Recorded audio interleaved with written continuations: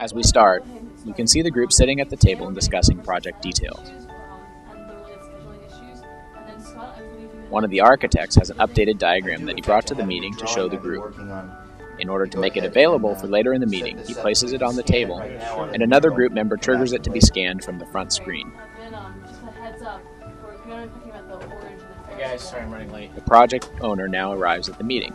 He brings with him material stored on his laptop, so he plugs it into a video cable and uses a controller application running on his laptop to switch the display to the leftmost screen. My laptop up there, and I've got a schedule here. Now that his laptop is displaying in the room, he clicks on a predefined link he has made and triggers the display of his content on two other displays in the room. A 3D model of the construction site appears on the middle screen, and a top-down map of the site appears on the table. Check on a couple things. One is how we're doing on the orange. Let me move it back first to... Now, using the single mouse that is used for all displays in the workspace, the owner adjusts the 3D model to show the construction site view for today's date. He then moves down to control the table, where by clicking on various points on the map, he is able to trigger changes to different views of the construction site in the 3D model viewer. Yeah, there's going to be some delays in the electrical work. In both the orange and the Ferris wheel, actually. The Ferris wheel, too?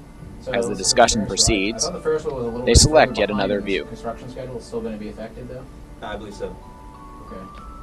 Why don't you go ahead and bring up the schedule? I think Smartboard 3 is... During discussion, they find a need for looking at the current project schedule. The owner has an updated version on his laptop and decides to move it to the rightmost screen, which is still free. He is able to trigger the movement of the schedule to the screen from his laptop. Basically, on both these rides, electrical work was slated for the month of November, and because of the newly anticipated rain for the first 2 to 3 weeks, we think we're going to have to delay that work. Right. Well, why don't we just swap the plumbing and electricity, and then that way... The owner has received a phone call and needs to depart the meeting quickly.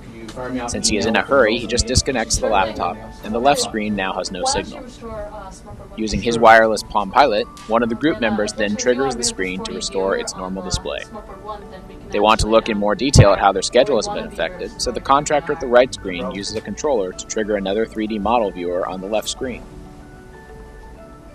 So I think, why don't we go back to the orange first of all? They now have one model viewer showing the projected final state of the construction site, and the original model viewer showing the current status. Now the group is able to use the same top-down map of the construction site on the table to trigger view updates in both model viewers. A little bit better, but we still have to deal with the electricity and the plumbing. Alright, that's a pretty good summary of that. Why don't we move to the addition building? Right. They decide to return to the diagram scanned at the beginning of the meeting, so the architect drags an older revision of the diagram to the front screen. The front screen is an exotic, high-resolution tile display with a custom whiteboard application, but is nonetheless able to integrate with the standard consumer devices in the workspace. Using the display, the architect is able to highlight the changes that have been made between the two different plans. This shaded area here, the shaded space has gone down a lot compared to this, which means a lot of progress has been made in the drawings for the workspaces and the interior. That's great. So I think that's all we wanted to cover today. Why don't we just go ahead and wrap up, and I'll start off with Gina. Finally, they decide to wrap up the meeting.